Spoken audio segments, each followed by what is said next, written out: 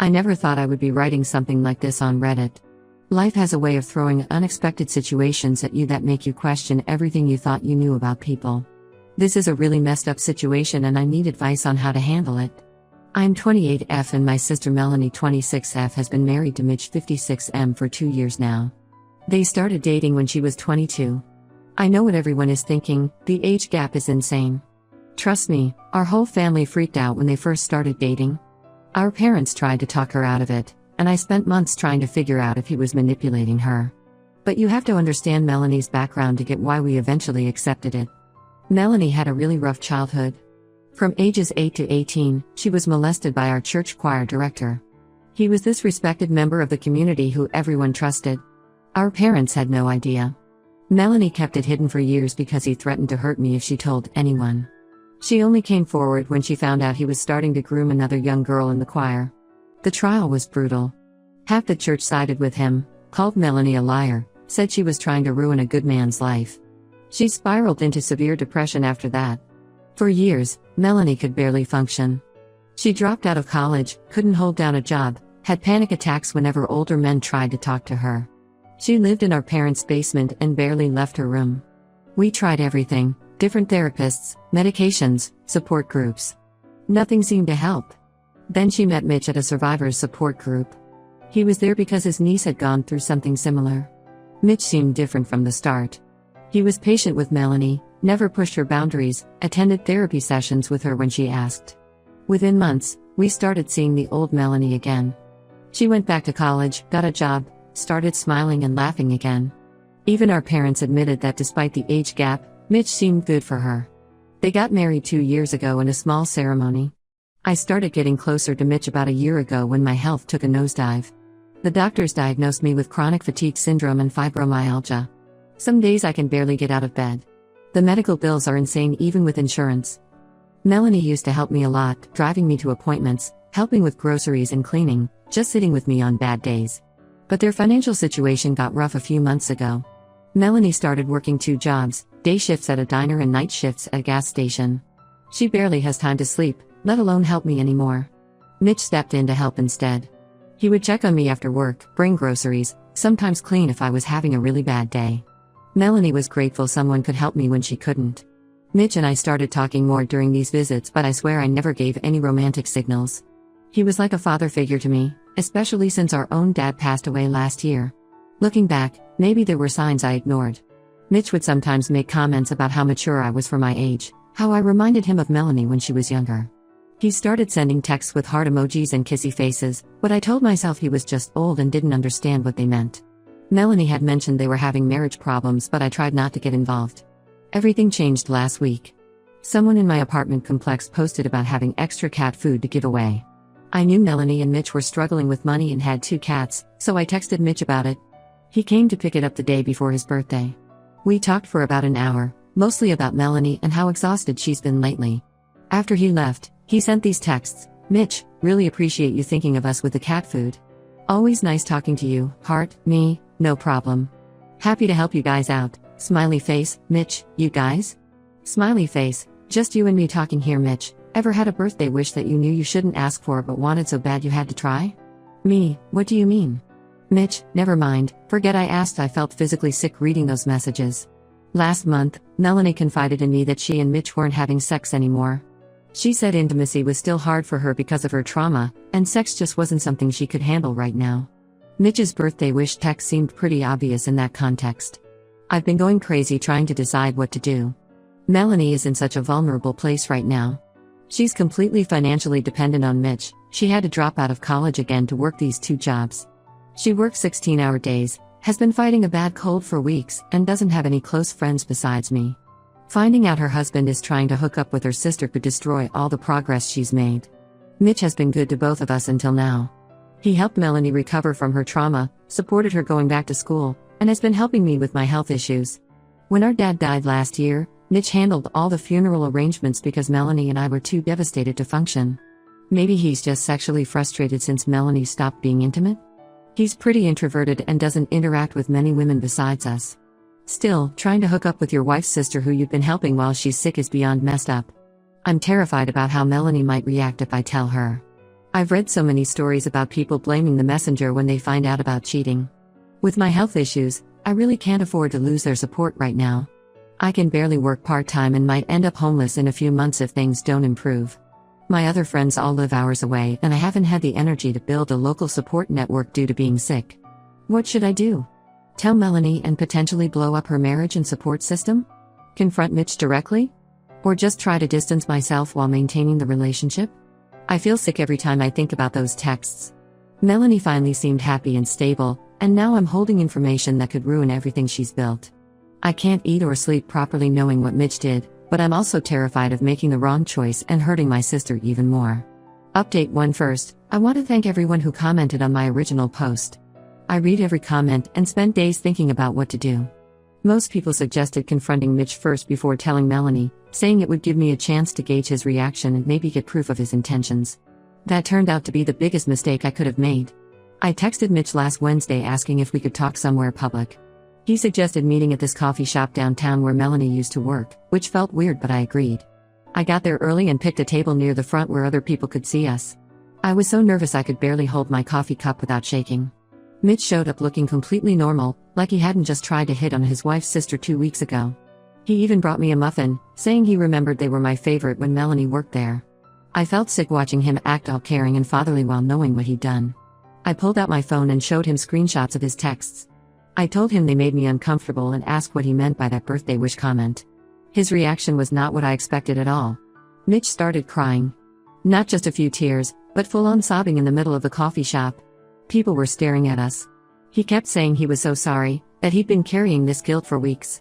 Then he just broke down and started telling me everything. He admitted he was attracted to me. Said it started when he began helping me with my health issues. He saw how strong I was dealing with my illness, how mature I was compared to Melanie.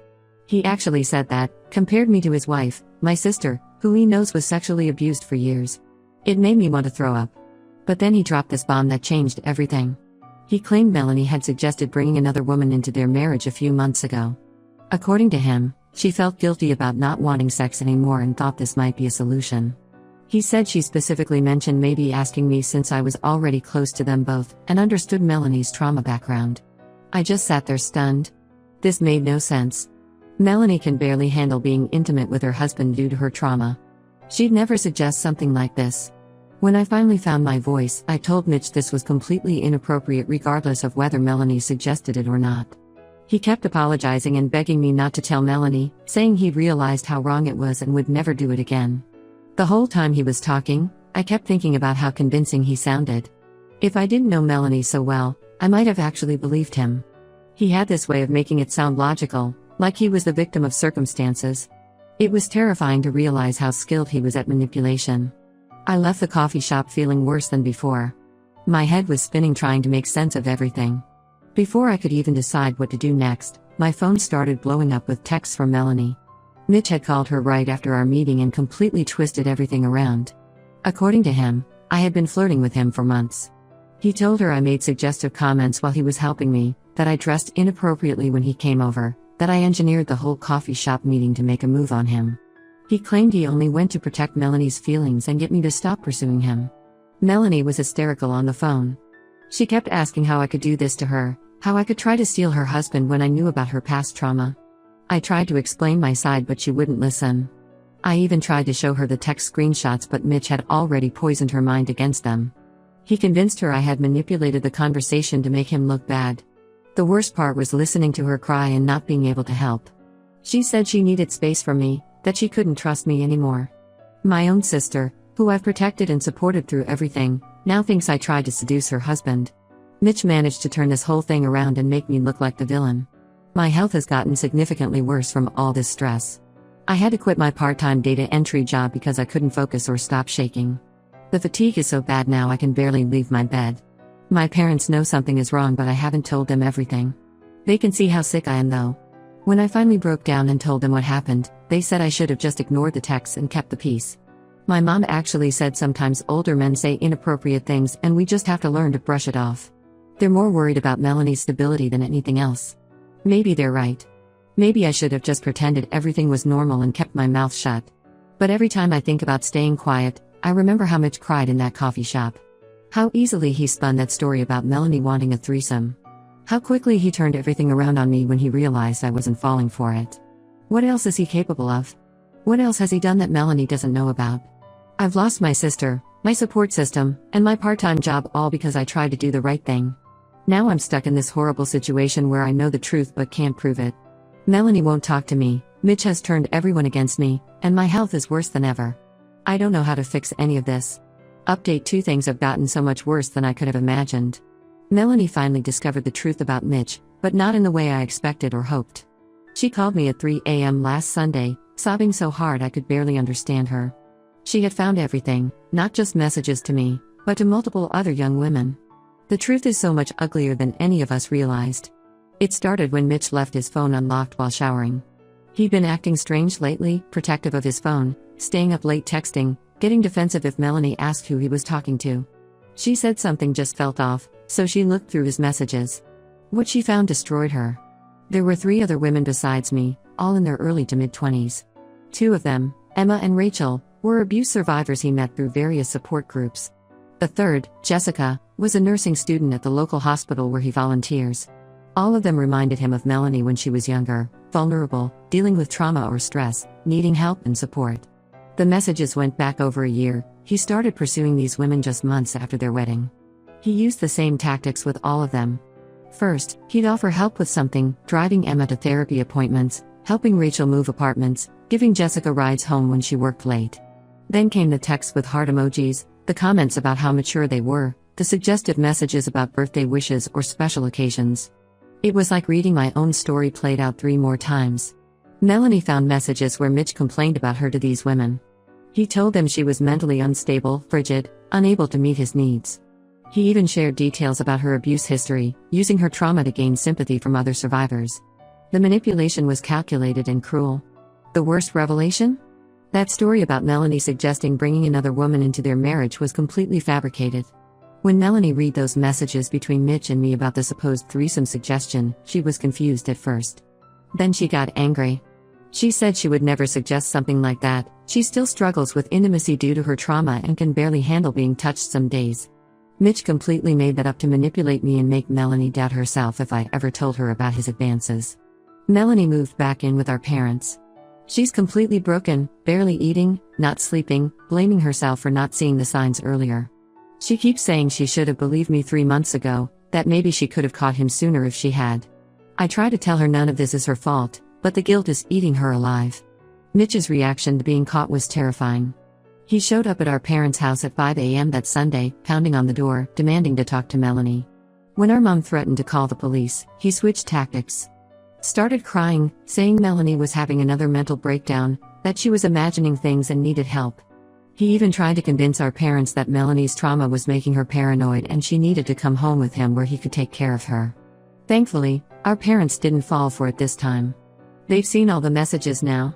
Mom finally admitted that she should have listened to her initial instincts about the age gap, about how quickly he swooped in to help Melanie when she was at her most vulnerable. Dad hasn't said much, but he stands guard by the front door every night now, waiting to see if Mitch shows up again. I feel guilty for not pushing harder to make Melanie believe me 3 months ago. Maybe I could have prevented some of this pain. But Mitch is such a skilled manipulator, he had everyone fooled for years. He knew exactly how to use Melanie's trauma against her, how to isolate her from support, how to make her dependent on him. He didn't just groom Melanie, he groomed our whole family into trusting him. The other women have started coming forward too. Emma messaged Melanie saying Mitch had tried the same birthday wish line with her 2 months ago. Rachel admitted he'd been pushing boundaries for months, offering to help her process her trauma in private sessions. Jessica blocked him after he showed up at her workplace uninvited. Each story makes me feel sicker, knowing how many lives he's tried to destroy. We're trying to support Melanie as best we can while she processes all this. She's looking for a lawyer, but it's hard with her working 2 jobs. Mitch keeps trying to contact her through mutual friends, playing the devoted husband worried about his unstable wife. Some people believe him, which just shows how good he is at manipulation. But at least the truth is finally out. Update 3: Melanie finally filed for divorce last month. It's been a hell of a journey getting here, but she's doing better than any of us expected. She moved in with me since I needed help with rent anyway, and honestly, it's been good for both of us. We've gone completely no contact with Mitch, though he still tries to reach us through fake social media accounts and mutual friends. The biggest revelation came when Mitch's first wife contacted Melanie. Turns out this wasn't his first time targeting vulnerable young women. His ex-wife Linda reached out after hearing about the divorce through mutual church friends. She left him 20 years ago for similar reasons. He had a pattern of pursuing much younger women with trauma backgrounds because they were easier to manipulate. Linda was only 24 when she married him, also after experiencing trauma. He used the same tactics back then, being the supportive older man who understood their pain, then slowly pushing boundaries until they were trapped. Linda shared court documents from their divorce that showed a pattern of emotional manipulation and inappropriate relationships with young women from their church's youth group. The church actually asked him to leave, but kept it quiet to avoid scandal. That's why he started volunteering at hospitals and attending support groups. He needed new hunting grounds after the church cut him off. Mitch still plays the victim to anyone who will listen. He tells people Melanie had a mental breakdown and abandoned him, that I poisoned her against him out of jealousy. He even started a GoFundMe claiming he needs help with legal fees to save his wife from her toxic family. Some people actually donated before we reported it and got it taken down. Some family members still believe him, especially our aunt who thinks Melanie is throwing away a good marriage over a few inappropriate texts. But most people see through him now, especially after Emma and Rachel came forward with their stories. The support group he attended banned him and warned other local groups about him. Melanie is focusing on healing and working towards independence. She quit the gas station job and found better paying work as a virtual assistant. She's back in therapy, this time with a counselor who specializes in helping people who've been manipulated by partners. The therapist helped her see how Mitch deliberately targeted her because of her trauma background. My health is slowly improving too. Having Melanie here helps. We take turns with household tasks depending on my energy levels. She handles the physical stuff on my bad days. I help with her online work when she's exhausted. We're rebuilding our relationship and working through the guilt and pain together. The hardest part for Melanie was accepting that she didn't miss Mitch, she missed who she thought he was. The man she married never existed. He was just a carefully crafted persona designed to prey on vulnerable women. Realizing that helped her stop blaming herself for not seeing the signs sooner. Sometimes the worst situations show you who people really are and who truly has your back. Melanie and I are closer than ever now. We've learned to trust our instincts and support each other. She keeps apologizing for not believing me initially, but I understand why she couldn't. Mitch spent years conditioning her to doubt herself and trust only him. We still have rough days. Melanie sometimes wakes up crying from nightmares, and my health issues aren't going away. But we're handling it together, and that's more than either of us had 6 months ago. Mitch took advantage of both our vulnerabilities, but he underestimated how strong we could be together.